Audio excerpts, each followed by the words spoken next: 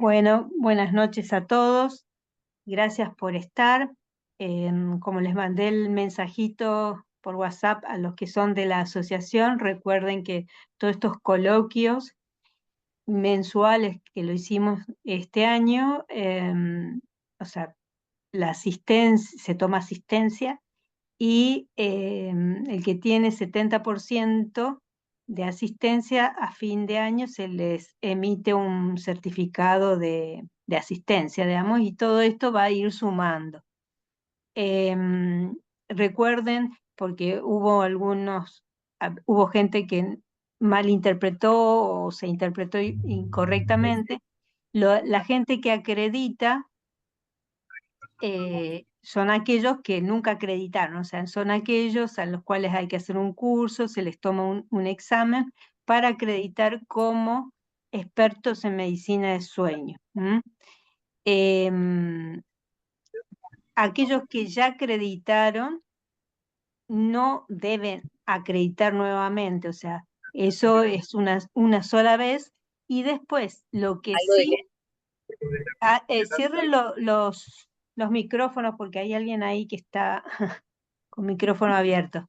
Em, a los 5 años se recertifica. Ahí, a ver si puedo. Ahí está. A los 5 años deben recertificar y eso es otra cosa. O sea, hay una serie de requisitos, pero eh,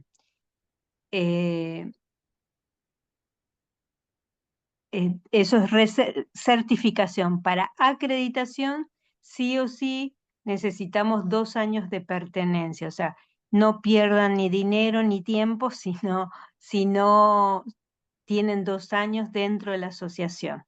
Eso es un requisito que también, si algún momento y si Dios quiere y todo va bien, en el año 25 podríamos llegar a acreditar a técnicos. Esto no les prometo, pero bueno, estamos trabajando en eso, a técnicos y kinesiólogos para el 25 y también se va a pedir 2 años de pertenencia como siempre. Y después seguir en la asociación para recertificar, pero ya el procedimiento es diferente, ya no hay que rendir examen, sino demostrar que siguen en el área, porque a algunos se le cruzó hacer otra cosa que no sea medicina del sueño, y bueno, esa persona ya no, no tiene sentido que recertifique. Bueno, dicho esta introducción, ahora pasamos al tema del día. En este caso, la invitada es la profesora odontóloga Andrea Arimondi, es docente de odontopediatría en la Universidad Nacional de Córdoba, dicta cursos de posgrado de odontopediatría y de ortodoncia, es investigadora y tiene el doctorado en odontopediatría. Así que muchas gracias, Andrea, y Gracias. te escuchamos. Bueno, gracias Estela, primero por la invitación, por el lugar que nos dan a los odontólogos de poder hacer nuestro pequeño aporte a todo lo que es la medicina del sueño. ¿Sí? Y como hablábamos con Estela, cuando queríamos saber o, digamos, elegir un tema para que sea acorde no solo a los coloquios mensuales, sino yo hablaba con ella de la importancia desde la odontopediatría, que nosotros vemos a pacientes desde muy temprana edad, qué aporte podemos hacer para que en un futuro adulto estas consecuencias del SAO no sean tan graves como sucede en algunos casos. ¿Sí? Entonces vamos a hablar desde la parte de la odontopediatría. De acuerdo, nos planteamos tres preguntas. ¿Mm? Por ejemplo, los odontopediatras, ¿sabemos qué es el SAOS? ¿Debemos saber de SAOS? Y saber si somos responsables de evaluar SAOS. ¿Mm? Yo creo que sí, que nosotros lo podemos realizar justamente desde un diagnóstico temprano. ¿Mm? ¿Por qué? Porque nosotros estamos con estos pacientes que están justamente en crecimiento y podemos a lo mejor modificar algo para que en un futuro, si este paciente sigue con SAOS, tenga una mejor calidad de vida. Por suerte para los odontólogos, en la rama de la medicina del sueño, podemos llegar a trabajar en grupos interdisciplinarios en los cuales nuestros aportes pueden llegar a ser una parte importante para el tratamiento de estos pacientes. Hay mucha bibliografía en artículos y en libros que podemos de esta forma poder capacitarnos y perfeccionando en esta rama de la medicina. Siempre les digo a mis alumnos en la facu que uno no ve lo que no conoce. ¿Mm? Y si nosotros como odontólogos o como odontopediatras nos quedamos acá, en la punta del iceberg, y solamente vemos el elemento dentario, solamente vemos una malposición dentaria o una caries dental, y no vamos un poquito más allá, que sería justamente entrar en este iceberg, ver la función, ver qué pasa más allá de los elementos dentarios, muchas veces nos vamos a quedar solamente en una primera parte y no vamos a ver cuál es la verdadera causa del problema. ¿Sí? Entonces, en base a eso, en ver un poquito más qué pasa atrás de estos elementos dentarios, podemos llegar a hacer diagnósticos que a nosotros no sean, eh, digamos, o que en un semáforo, esta luz amarilla, esa luz roja que se nos vaya prendiendo, y ver de esta forma que podemos llegar a hacer un aporte mucho mejor. Cuando hablamos de SAO y vemos la etiología que tiene, que todos sabemos que es multifactorial, que hay un montón de condimentos, por decirlo de alguna forma, en los cuales pueden interactuar unos con otros. Tenemos los anatómicos, tenemos pacientes con síndrome, pero no debemos descuidar los otros que actualmente están muy presentes en los niños, como es el tema de la obesidad infantil, que es una de las grandes causas de un futuro SAOS. ¿Mm? Pacientes con rinitis alérgicas a repetición, con dolores de oído, con resfríos frecuentes. ¿Mm? Ver pacientes que a lo mejor fueron bebés prematuros y utilizaron sondas para alimentación. Esos pacientes pueden llegar a desarrollar una respiración oral y nosotros como odontopediatras tenemos que actuar lo antes posible. ¿Mm? O bien en bebés cuya lactancia no ha podido ser una lactancia materna, sino que han tenido una lactancia artificial, y bueno, son bebés que van, o futuros niños que van a tener un poco de desarrollo, falta de estímulo en lo que es succión y el desarrollo a nivel maxilar. Bien.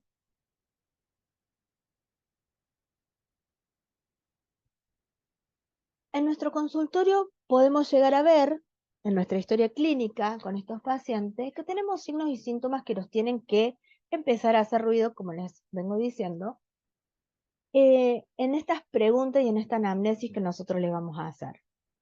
Pacientes que a lo mejor durante el día los papás nos relatan que dolores de cabeza frecuentes, son niños hiperactivos, que tienen déficit de atención, un bajo rendimiento escolar, gran cansancio, pueden llegar a tener un retraso pondoestatural. A nosotros nos tiene que prendernos un signo de alerta, ¿sí?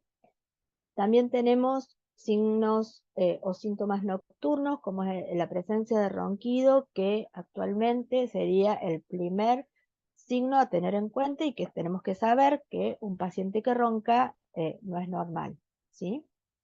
Pacientes que a lo mejor tienen una respiración ruidosa, pausas respiratorias. ¿Mm? Nosotros tenemos que saber como odontopediatra, en nuestra consulta, saber extractar todos estos signos y síntomas que pueden llevarnos a un primer diagnóstico en cuanto a lo que es sospechas de SAOS. Actualmente hay muchos niños medicados por hiperactividad o por un déficit de atención y son pacientes que a lo mejor tienen presencia, por ejemplo, de amígdalas muy grandes y demás, y tienen problemas respiratorios y, como yo digo, están a veces medicados antes que un buen diagnóstico. Otro signo que nosotros tenemos que tener en cuenta de estos pacientes son que tienen una voz nasal predominante, alteraciones en la percepción del gusto, algún tipo de alteración en el estado nutricional, como les dije anteriormente, esas infecciones de oídos recurrentes, problemas de audición, o pacientes que los papás nos relatan en la consulta que están medicados con antibióticos 5, 6, 7 veces al año, y eso es muchísimo. Entonces tenemos que ver y pensar que está pasando a lo mejor algo más. ¿Sí? Bien. Nosotros como odontólogos, en nuestro consultorio tenemos algunas herramientas para poder diagnosticar o hacer un diagnóstico presuntivo de SAOS, y que está bien, no son, digamos, los elementos específicos para un SAOS, como es la polisomnografía, pero a nosotros nos pueden ayudar a ver o a indagar un poquito más allá de la odontología. En nuestra anamnesis van a surgir todos estos signos y síntomas que vimos recién. En nuestro examen clínico, no solamente de la cavidad bucal, sino tenemos que hacer lo que es la valoración funcional y nuestro análisis de postura. Podemos utilizar cuestionarios del sueño como el PSQ reducido, que es muy fácil de interpretar, no solo para nosotros, sino para los papás, porque son preguntas muy fáciles y comprensibles para realizar. Tenemos radiografías. Nosotros utilizamos mucho lo que es una ortopantomografía o los que hacemos ortodoncia. Tenemos las radiografías de perfil, en las cuales podemos llegar a orientarnos que algo está pasando a nivel de lo que es vía aérea superior.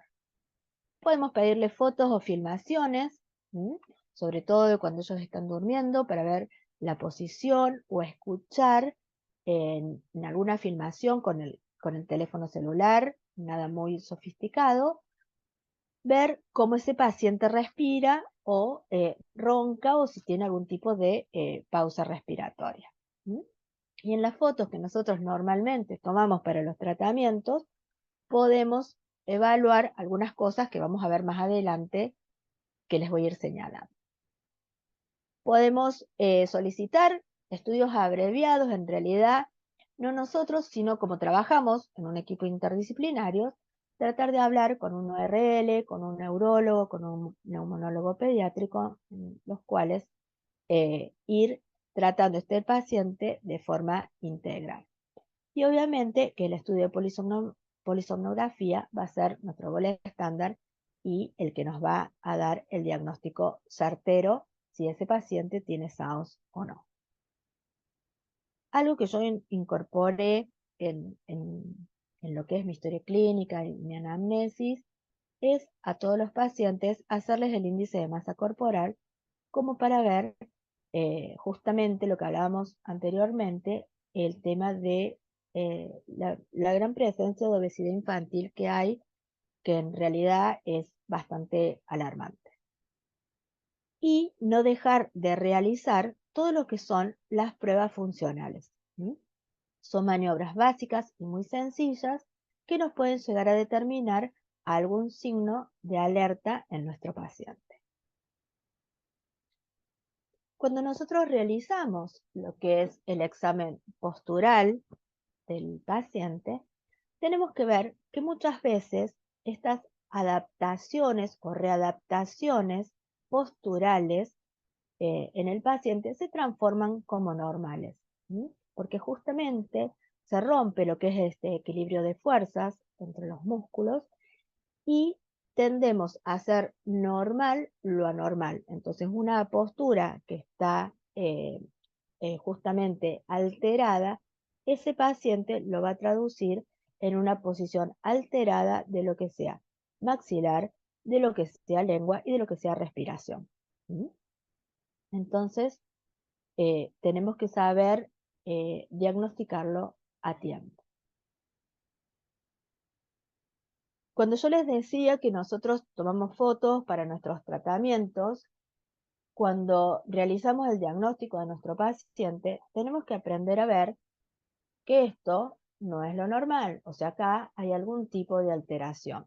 Entonces, esto nos tiene que empezar a llamar la atención, ¿sí? Esta desviación del plano bipupilar me está indicando que hay una alteración de postura y por lo tanto voy a tener seguramente una alteración respiratoria, una alteración deglutoria y muy probablemente algún tipo de maloclusión dental. Cuando hacemos el diagnóstico y vemos a nuestro paciente, también nos tiene que llamar mucho la atención estas facies, ¿sí? Estas facies no es lo normal, o sea, no tiene que ser lo corriente en nuestro paciente niño. Un paciente que está con una boca abierta y esa es su posición habitual, ¿sí? No es normal. Este paciente está respirando por la boca.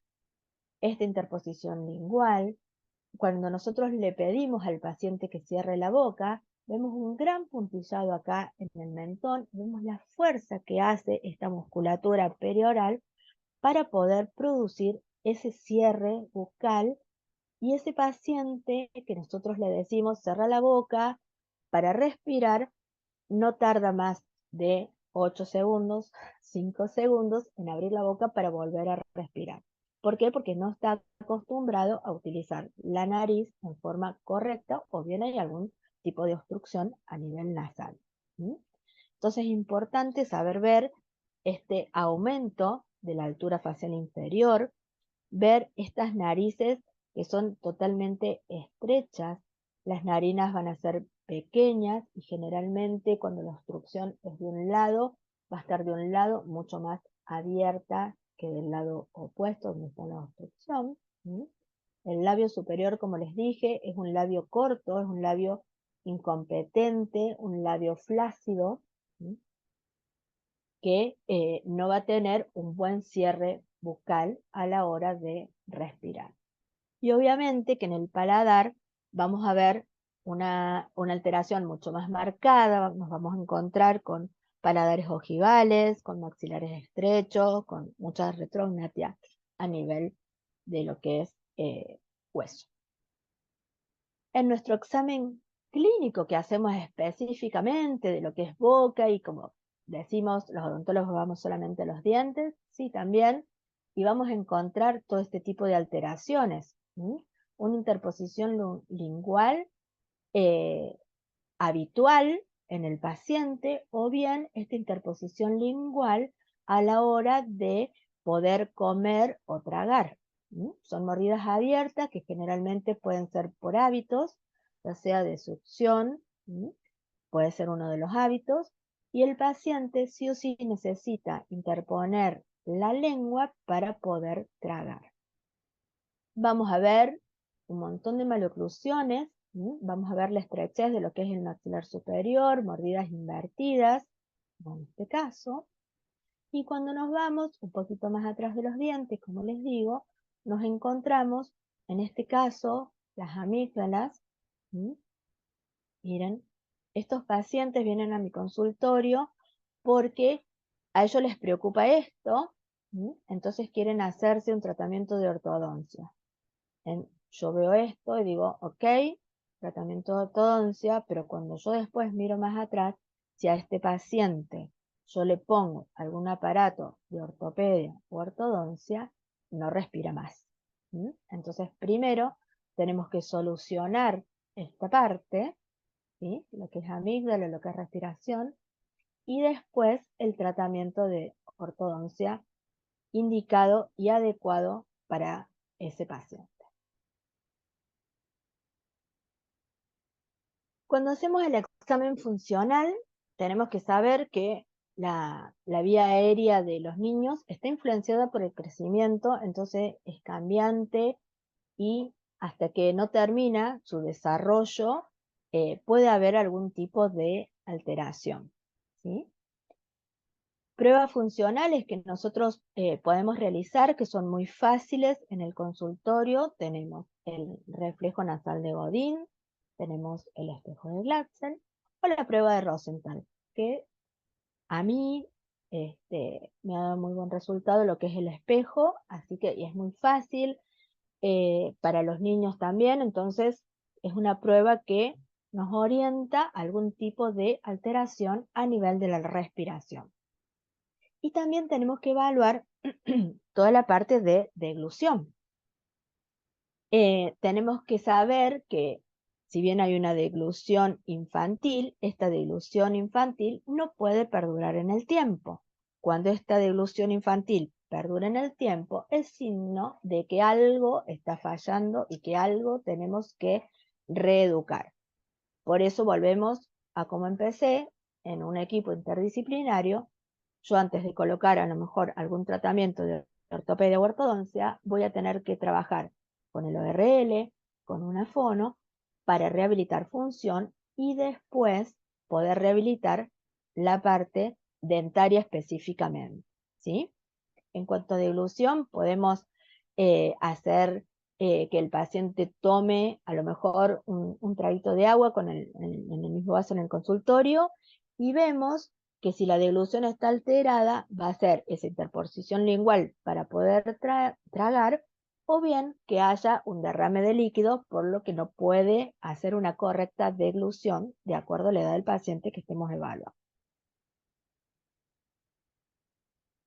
Como les decía, nosotros, si bien no es un método de certeza de diagnóstico, las radiografías, es lo que nosotros tenemos en el consultorio. Y es lo que nosotros podemos empezar a indagar o sospechar algún problema de SAOS. Generalmente nosotros tenemos esta teleradiografía de perfil en la cual podemos ver lo que es vía aérea y podemos llegar a ver la posición de la lengua o bien de amígdalas en algunos ojos más entrenados y podemos ver si la medida es la correcta o no.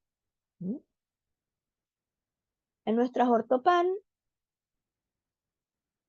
saber que aparte de todos los elementos dentarios que podemos ver, podemos llegar a ver u observar lo que es el tabique nasal, el piso de fosas nasales, y por ejemplo, en este caso, podemos ver la presencia de algún tipo de adenoide. Entonces, podemos hablar con los papás, podemos sugerir esa interconsulta con el ORL, esa interconsulta con el pediatra, para tratar a este paciente en forma conjunta. A estos pacientes, de los cuales tengo las ortopan, ven, acá podemos ver el tema de tabique. En este otro paciente vimos la ortopan, hicimos la prueba con el espejo y vemos que de un lado está totalmente permeable y de otro lado no.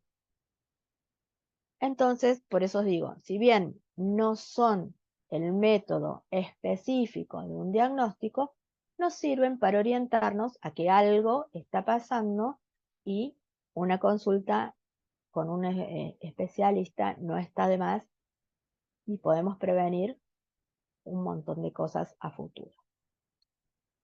Cuando hablábamos de fotos, filmaciones o estudios abreviados, nosotros como odontólogos podemos pedirle a los papás a lo mejor esa filmación pequeña de 30 segundos, a lo mejor cuando inicia el sueño y a lo mejor antes de que se despierte, o bien ya no nosotros, sino los neumonólogos, los neurólogos, hacer un primer estudio, una poligrafía domiciliaria, como para ver una primera evaluación de lo que es SAOS.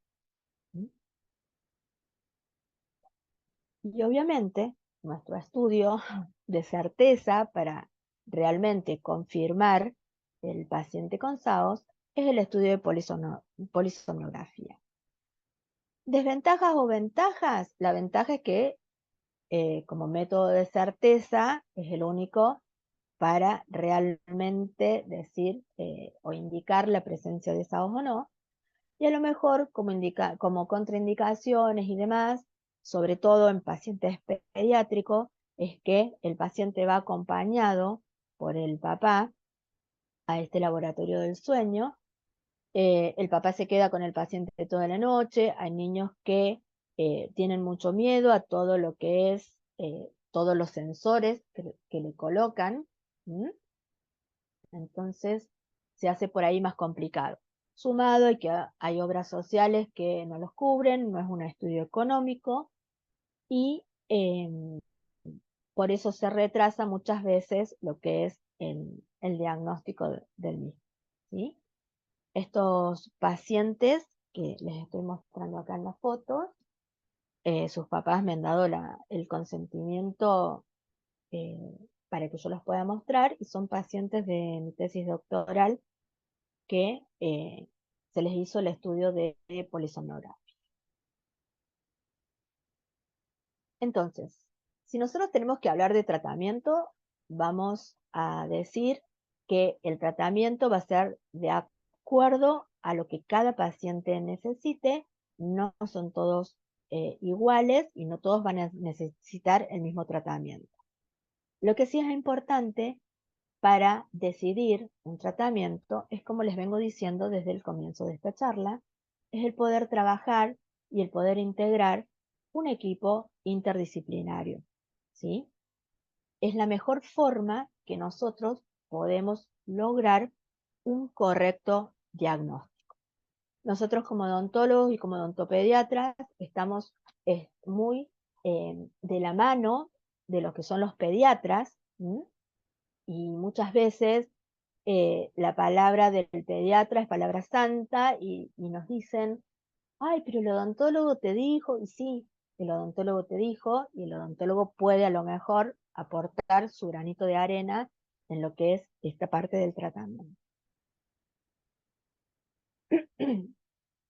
Básicamente, y lo más fácil como para iniciar desde la parte de odontopediatría, lo hago con todos los pacientes, es la higiene del sueño. ¿Mm? Yo creo que son pautas básicas en las cuales nosotros le podemos eh, justamente al paciente establecer rutinas. ¿Sí? Y que estas rutinas sean, digamos, aplicables a toda su vida diaria.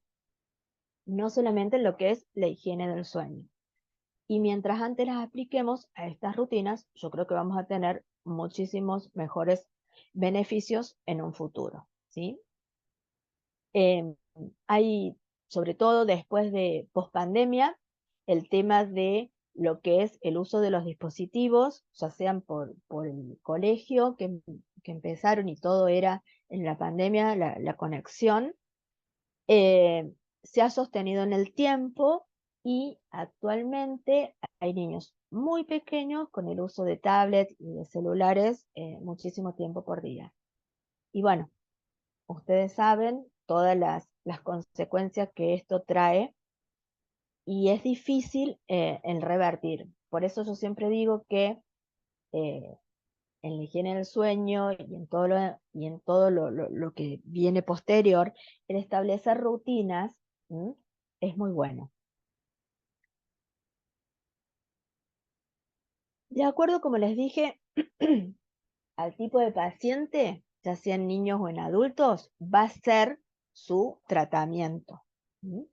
Tenemos tratamientos que son más invasivos o menos invasivos, que va a depender de lo que necesite específicamente este paciente. Desde la parte de ortodoncia podemos hacer una expansión palatina, en la cual nosotros podemos, con esta expansión, obviamente abrir lo que es vía aérea superior y el paciente tener un mejor flujo de aire. Pero con eso no hacemos nada, sino reeducamos. Entonces estamos de la mano del fonostomatólogo, para hacer toda esta reeducación. Si hacemos tratamientos parciales, muchas veces nos dicen, no, porque yo me hice una expansión palatina y no me dio resultado, pero resulta ser que no hizo la reeducación que correspondía después. Entonces, es como que faltó una pata a la mesa para poder tener un correcto resultado. La otra vez nombraron en la otra conferencia lo que es el tratamiento miofuncional. Les cuento que es un tratamiento que está diseñado justamente para tratar hábitos miofuncionales. En este tipo de tratamiento lo que se hacen son enseñar ejercicios para volver a restablecer lo que es la respiración por la nariz y colocar la lengua en su punto justo, o sea que es en la altura del paladar. Para poder respirar correctamente, tragar correctamente. Este tipo de tratamiento, terapia miofuncional, son diferentes tipos de aparatologías, de siliconas, vienen de diferentes tamaños y formas, y tienen una línea específica que es para los trastornos respiratorios del sueño, en los cuales tiene su bibliografía que lo acompaña, y se puede tratar en niños en crecimiento, que es mi gran duda cuando yo empecé toda esta parte, de decir, bueno, pero ¿qué tratamiento yo le puedo ofrecer a un niño en crecimiento? Porque todos los tratamientos estaban, digamos, guiados o pensados para una persona adulta. ¿Sí? Y bueno, ese es el gran incógnita que todavía sigo teniendo y sigo buscando. ¿Por qué? Porque estos dispositivos, los DAM o intraorales, están hechos e indicados justamente para personas adultas. Pero yo quiero hacer algo para que este niño no llegue a tener que usar de adulto este tipo de dispositivos, ¿sí? O por lo menos darle una mejor calidad de vida cuando llegue a adulto. Los dispositivos intraorales hay de un montón de variedades, de formas, de tamaños y de colores, ¿sí? Lo que nosotros aconsejamos desde la parte odontológica es justamente el personalizado. Acá en Córdoba está el doctor Sergio Ascona que él los realiza y justamente se hace una calibración del paciente para ver qué tipo de aparato se le va a colocar de acuerdo a la necesidad específica de ese paciente. ¿Sí? Bien. Hay tratamientos que son más invasivos y, como les dije, de acuerdo a la necesidad del tratamiento del paciente que lo requiere en el momento y para casos específicos, como son los tratamientos quirúrgicos que se hacen en la cirugía ortognática, cuando estos pacientes han terminado su periodo de crecimiento y se quiere hacer a lo mejor una disyunción de maxilar superior. Hay diferentes técnicas.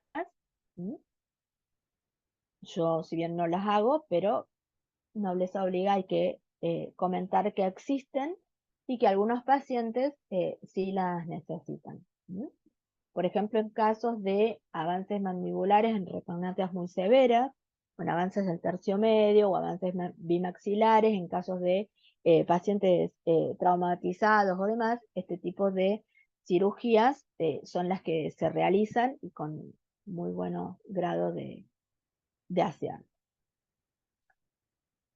Y justamente, si lo que venimos hablando, si nosotros tenemos un paciente, niño, en estas condiciones, que no transite su adolescencia así, para no llegar a un adulto en estas condiciones. O si llega un adulto en estas condiciones, sea con las menores secuelas posibles. Por eso les voy a mostrar dos casos clínicos muy cortitos de pacientes y que cuando yo les decía que la luz del semáforo se tiene que prender, es justamente porque vemos esto. Dana tiene 6 años, venía a una consulta porque su mamá quería que le pusiéramos ortodoncia, porque ella veía que los dientes no eran lo que ella quería, pero bueno, cuando uno empieza a ver y a hacer el diagnóstico, vemos la postura, ¿m? Vemos esta carita con estas ojeras, ¿m? Vemos acá la postura, decimos, acá no solamente vamos a poner un aparato de ortopedia, ¿no es cierto? Tenemos que ir viendo un poquito más.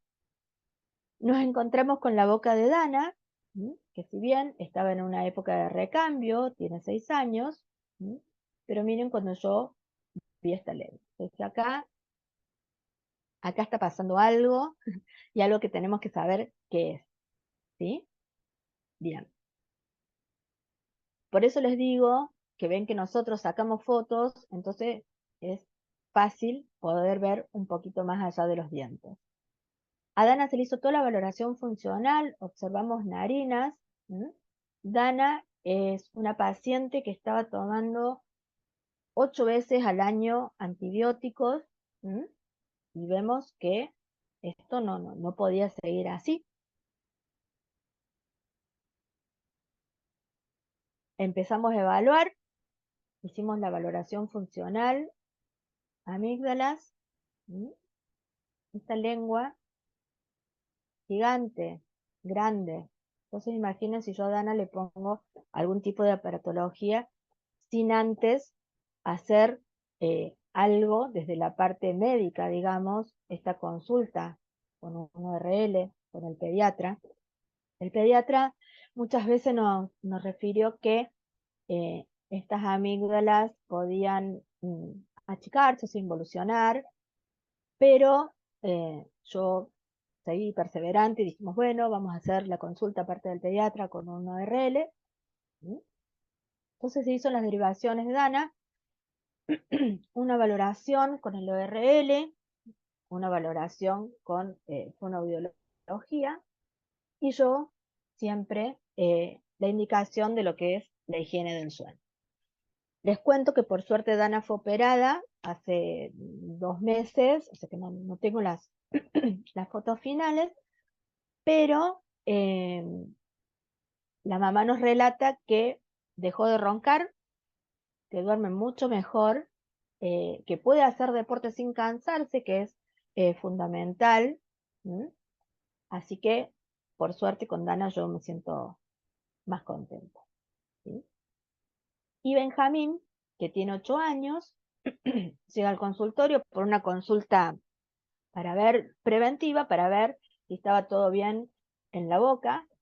Y yo cuando veo que Benjamín entra y veo la forma de pararse y su mamá me cuenta que dejó de hacer ejercicio, jugaba al fútbol, porque en realidad él decía que se cansaba mucho y que a la noche no dormía y demás, empezamos a hacer todas las valoraciones, ¿sí? Y vemos todas las alteraciones que Benjamín ya tiene en su postura, en la forma de pararse, a nivel de la cadera, en hombros. Entonces se hicieron los trazados y vemos el plano bipupilar, el plano a nivel de cejas, ¿sí? La altura de los hombros. Entonces, acá vemos que hay alguna alteración postural que no es la que él está acostumbrado, o sea, mejor dicho, se hace normal lo anormal.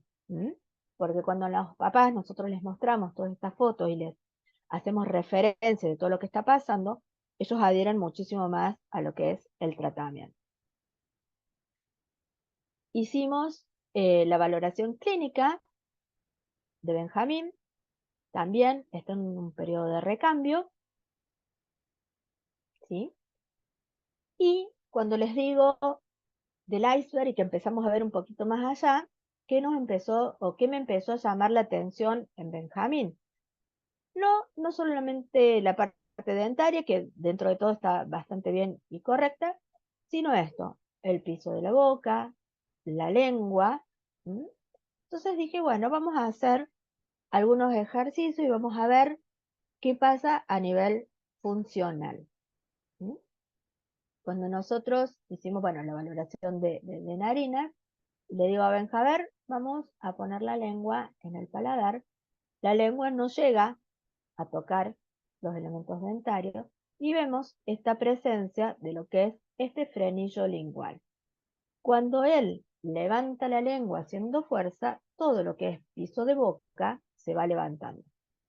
Entonces, hablamos con los papás, dijimos, bueno, vamos a hacer una valoración por un ORL, por una fono, vamos a hacer la misma higiene del sueño y vamos a ver qué pasa. ¿Por qué? Porque miren lo que pasaba acá con esta lengua. Estas lenguas totalmente diastásicas, ¿sí? Que no son normales, que nos tienen que llamar la atención en odontología. ¿Sí? Y él, en realidad, lo hace como un juego, porque a todos los compañeros le dicen, ay, haz el rulito con la lengua, y claro, es juego, ¿vamos? Pero tenemos que ver que esto está pasando algo más, ¿sí? Atrás, amígdalas, entonces tenemos frenillos, tenemos amígdalas, y la pronunciación de algunas palabras que no eran las correctas. ¿Cuáles fueron las indicaciones para Benja? Las mismas de siempre. Valoración por ORL, de fono y de higiene del sueño. Pero, ¿qué pasó? Nos llega la devolución del ORL de un sanatorio de acá de Córdoba, en la cual nos dice que el paciente consulta para una valoración de ORL y el examen ORL sin alteración. Amígdalas grado 1, fosas nasales permeables, oídos sin alteraciones. Y a mí lo que más me hizo ruido fue esto. Frenillo sublingual ligeramente corto, pero no altera la posición ni la movilidad lingual. Y tampoco altera la articulación de la palabra. Entonces yo digo, ¿qué me estoy perdiendo? ¿Mm? Por eso, al principio, cuando le pregunté a Estela si había algún ORL acá en la charla, me gustaría que lo viéramos a ver si estoy yo errada o qué está pasando por estos lados. Obviamente que la indicación a la mamá fue que, bueno, hagamos interconsulta con otro ORL a ver qué podemos hacer. Porque en realidad sostengo que ese frenillo está limitando totalmente la movilidad lingual y va a traer sus consecuencias posteriores. ¿Sí? Bien. En base a todo esto que les estoy mostrando y estamos hablando, mis conclusiones son que, si bien el síndrome de apneas e hipoapneas del sueño se considera un gran problema de salud pública por su alta prevalencia, porque justamente está subdiagnosticado.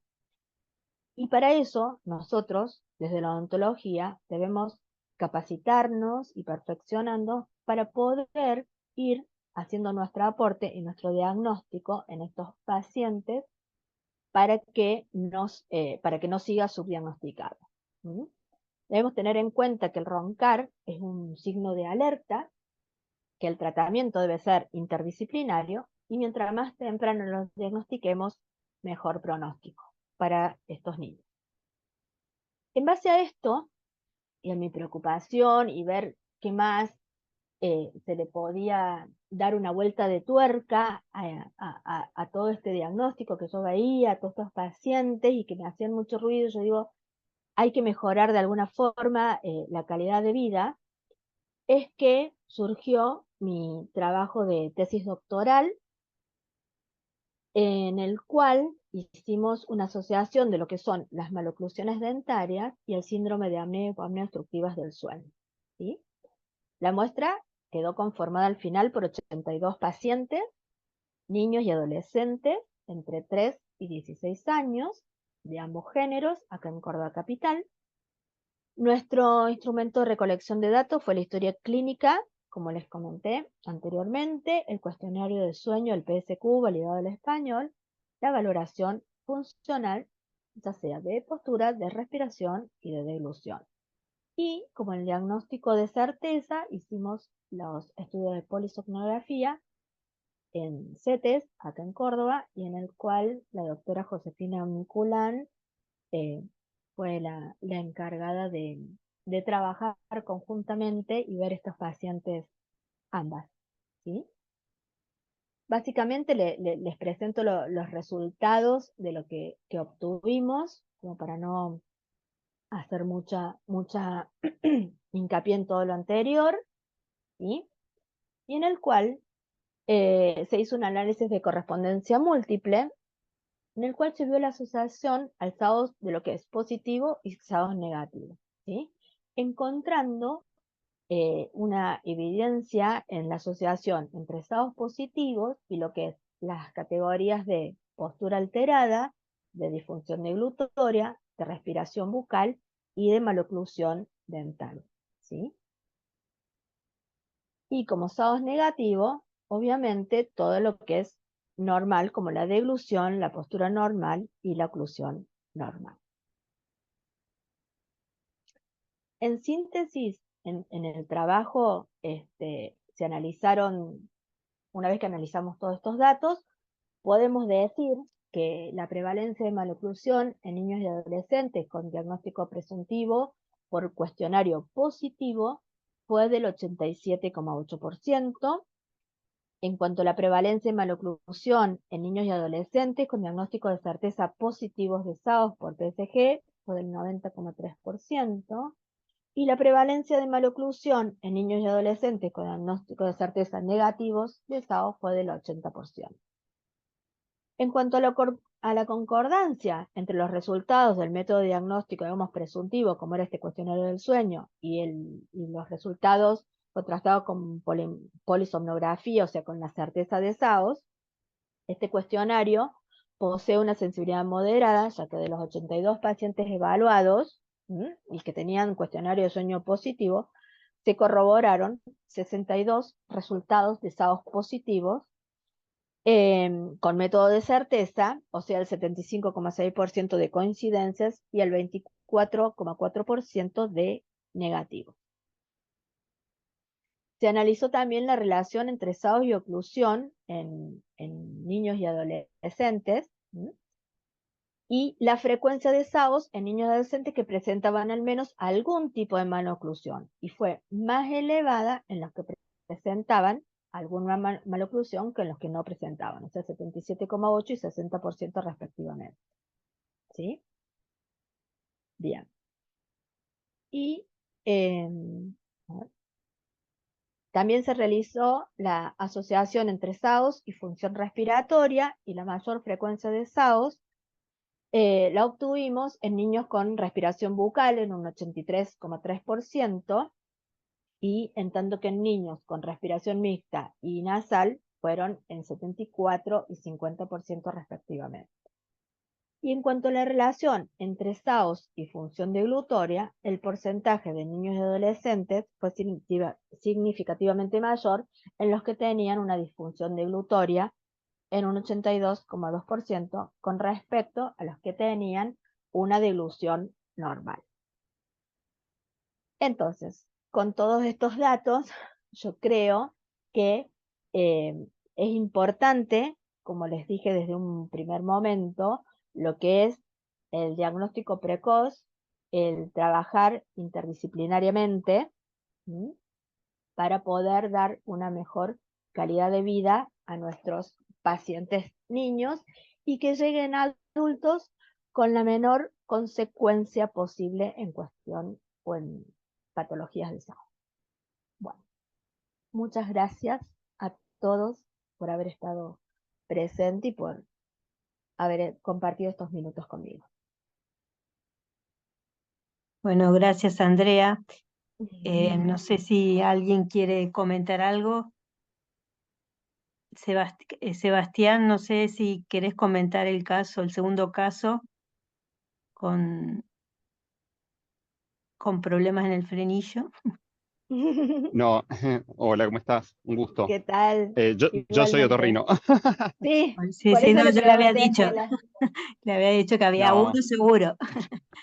mira, yo creo que en realidad ahí el mayor problema es un poco lo que vos decís, que es trabajar interdisciplinariamente y formar equipos de trabajo con gente que entiendan del tema.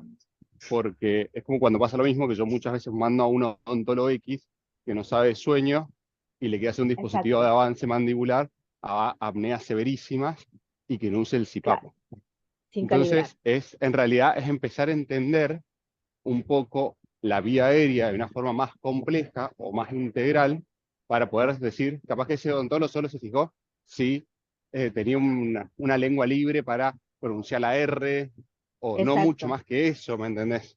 Entonces, exacto, también hay que saber a qué profesionales uno tendría que derivar para que la valoración que venga del otro sea confiable, ¿sí? exacto. Por Eh, eso, por eso pero yo siempre yo coincido digo, con tu valoración inicial.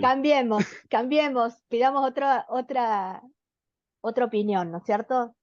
Y y no quedarnos a lo mejor con lo primero que nos dicen, me parece. Sí, o está bueno formar como equipos, es decir, no sé, yo le mando a mi odontólogo, que yo sé que ya mi odontólogo empezó a entender de sueño, o a un neurólogo que hace de sueño, a un neumólogo, como para no hacerlo como a especialistas, a gente que hace la especialidad en forma general. Pero Claro. coincido con tu valoración inicial, vos tenés toda la razón en lo que dijiste con respecto a ese frenillo. Ah, bueno, Eh, me quedo más eh, tranquila. no, 100%. Por eso te digo, a veces hay que ver quién es el que recibió el paciente y qué valoración hizo. Exacto, exacto. Bárbaro. Muchas gracias. Y lo otro que quería consultar yo, también Sebastián, habitualmente me extrañó porque lo que yo tenía entendido de terapia miofuncional es en base a todo lo que hacemos en adultos en el hospital y lo que fuimos aprendiendo últimamente, son más bien terapias hechas por los fonoaudiólogos, no con los aparatitos eso. No sé, no sabía yo que existía. No sé si vos, Sebastián, los conocía o también se Sí, usan el así. MIOSA. El Sí, MIOS, a ver, Sí. acá no quiero levantar polémica, no, pero en general la terapia miofuncional es una terapia que surge desde la odontología. ujú, Después los otorrinos o los fonolingüistas fueron como agarrando las bases de esto para adaptarlo puntualmente al ronquido y a las apneas del sueño. Sí, Guimares es una de las principales, esta brasilera que hace todo esto. Existen los aparatos como un complemento a un montón de otras cosas. Dentro del exacto. mundo del otorrino está como bastante dividido el mundo de la gente que lo acepta y la gente que no lo acepta.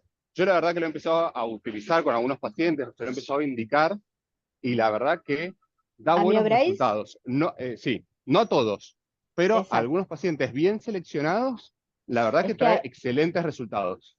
a eso vamos. Para mí es lo que hay que apuntar, es un poco a la medicina de precisión y fijarse qué fenotipo de pacientes es el indicado para cada una de estas terapias. Sí, lo mismo que nos pasa con la terapia miofuncional dirigida por fonoaudiólogos, que no a todos le Ujú, va bien, solo al hipotónico, no sé, o esa mujer que empezó a roncar, o menopausia, qué sé yo, que sabemos que es el candidato ideal. Entonces exacto. habría que fijarse en cuál de estos pacientes realmente les va a ir mejor. Pero sí los conozco los míos. O sea, nosotros tenemos un montón ahí en el servicio que estamos empezando a utilizar. Ujú. Yo, como digo, tengo mis reservas en cuanto a que, como lo presenté, no es para todos los pacientes, ¿sí? No es para todos los niños. Obviamente que tenemos que buscar el caso seleccionado, o sea, no tomarlo como rutina, pongo un miosa o no, y hacer, digamos, los cursos realmente de lo que es todo MioBrace, como para ver algún tipo de alteración que pueda tener o no en la oclusión, sobre todo en adultos, ¿sí? Y en niños que están en crecimiento también, me Per- parece. Acá hay Sí, una pregunta. ¿Cuál sería la indicación de estos dispositivos MIOSA en niños? ¿La misma que en adultos? No, no. No es la misma que en adultos, por eso, porque MioBrace es todo un sistema, ¿sí? Del cual hay diferentes, digamos, categorías de aparato, por decirlo de alguna forma, diferentes tamaños. ¿M?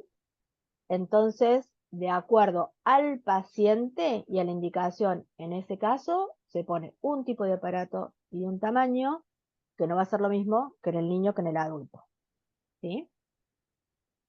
No sé si es eso lo que estaban preguntando. Y vienen todos prefabricados, ¿no? Es como Exacto, ese es el Ese es un tema, que son problema. todos aparatos prefabricados. Entonces uno tiene un tamaño estándar, por decirlo, porque por ejemplo el Miosa, que viene, digamos, small, medio, large, entonces hay que ver que ese paciente, ¿sí? Justamente corresponda, que el aparato no se caiga de boca, porque si no, si ese es un aparato que se cae, de noche no cumple esa función, entonces estamos utilizando un aparato que no sería el De, correcto, de ¿sí? todas formas, te hago una consulta. Antes de dárselos, vos hacés una valoración del otorrino para ver si está permeable la fosa nasal. Yo siempre digo como que nosotros somos los vecinos arriba y Siempre, ustedes los vecinos abajo. Entonces totalmente. como Esto que es una es una cuestión cuestión de conjunta. edificio. Esto es una Ajá. cuestión de edificio, ¿sí?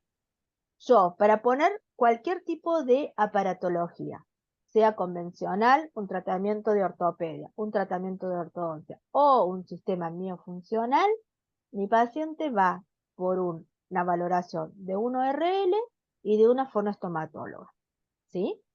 Porque como les dije, si este paciente no puede respirar, ustedes vieron estos casos de estos dos pacientitos, ese tipo de amígdala, este tipo de frenillo, yo encima le meto un aparato en la boca, sería muy mala persona, ¿no?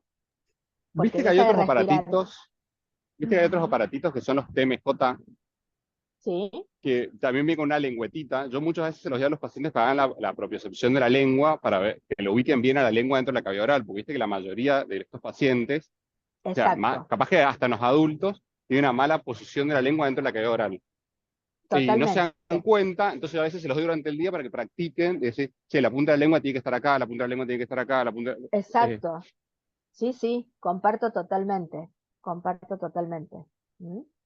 Así, eso es toda la parte, digamos, de ejercicio. Este sistema de lo que es MioBrace es basado específicamente en ejercicios para poder respirar por la boca, por la nariz, perdón, y no por la boca. ¿Mm? Entonces, vos trabajas esos ejercicios con el aparato puesto o bien, en estos casos, como el TLJ y demás, para hacer lo que es propiocepción lingual. ¿Sí? Perfecto. Una cosita que aclaro, que Sí.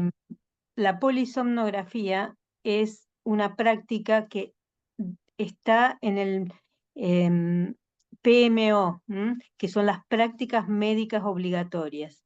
Entonces, Ujú. todas las obras sociales deben cubrir la polisomnografía.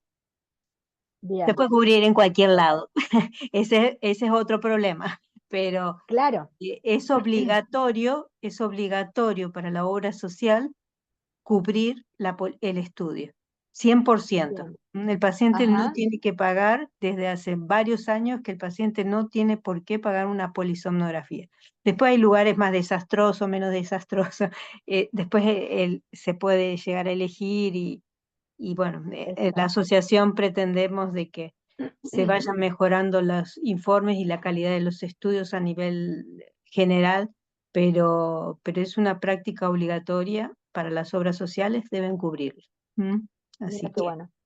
así que Ojalá, ojalá. es así, es así. Y si no, Sí, y si no, le mandas una notita a la obra social. Esto es una práctica médica obligatoria que debe estar cubierta por la obra social. ¿Mm? claro, nosotros como odontólogos no la podemos indicar, por eso trabajamos justamente con los que son neurólogos, neumo y demás, para que ellos la puedan solicitar a la Sí, práctica.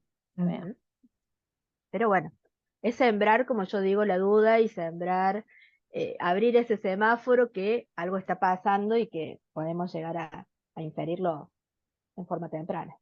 ¿Sí? Perfecto. Muchísimas Ujú. gracias. ¿Alguna otra Bueno, pregunta? ¿Alguna otra pregunta? a ver, a Parece que ver. no. Bueno, yo les cuento Bueno, rápidamente. Iba a pasar unas diapositivas, pero como somos poquitos, les cuento nomás. Bueno, estamos con los resultados finales. Ahora hay que publicar de la encuesta que hicimos durante un mes en Argentina. Conseguimos 2.081 personas que contestaron la encuesta, así que todos los que participaron y todos los que distribuyeron las encuestas, muchas gracias. Creo que la única provincia en esta ocasión, Catamarca, tuvo un solo representante, y la única provincia que no tuvo a nadie, que no respondió a nadie, fue Salta, lamentablemente. Así que si tienen conocidos en Salta, para que las próximas encuestas lo puedan decir. Llamativamente tuvimos un aumento muy importante de mala calidad de sueño. Aproximadamente, antes era el 58% de la población dormía mal en el año 22, y actualmente es el 60 y pico por ciento, así que muchísimo. Depresión aumentó, tal cual dice la OMS, 25% con respecto a la encuesta del año 22, o sea, 25% de más gente con depresión, y ansiedad también aumentó un poquito, el 17%. Obviamente la mala calidad del sueño nos preocupa como asociación, y tenemos que ver qué es lo que está pasando. Creemos que hay obviamente hay una relación muy importante, del doble, digamos, el riesgo de tener depresión o tener ansiedad, obviamente potencia la posibilidad de tener mala calidad de sueño. O sea, es un trabajo en conjunto con la gente de salud mental, y estudiar todas las otras razones. También estudiamos síndrome de piernas inquietas. La prevalencia pensamos que íbamos a tener más, pero fue del 11.8, 12 prácticamente por ciento, y en encuestas previas en Argentina era alrededor del 20, así que no estamos yo pensé que iba a ser más. Pero bueno, esos son los datos. Estamos viendo a ver cuándo podemos publicarlo, pero para que sepan que estamos muy mal desde el punto de vista del sueño. Por eso es importante que concienticemos con la higiene de sueño y con todo lo que podamos, y concienticémonos que formamos parte de la asociación y que tenemos que distribuir y mejorar y participar y bueno, distribuir estos conocimientos, así como lo haces vos, y los demás en las diferentes facultades. El trabajo es Sí, multidisciplinario. así Mm. es, así es. Así que muchas Bueno, gracias por la exposición. bueno, no, gracias a ustedes y a Gracias a todos por todos por estar. estar, exactamente, gracias Ujú. por estar siempre, y recuerden, el próximo encuentro, 19 de julio, el doctor Borsini, neumonólogo. Ahora empezamos con diferentes participantes de la asociación. El próximo, no recuerdo bien el nombre, pero es apneas. Bueno, no me acuerdo bien cuál era el tema, pero es el 19 de julio, 20 horas, miércoles. Muchas gracias a todos Bueno, por estar. perfecto. Gracias, Estela. Chao, Gracias chao, que por anden todo. bien, chao, chao. Saludos. Chao. Chao, chao, suerte. Chao. Gracias, chao, chao.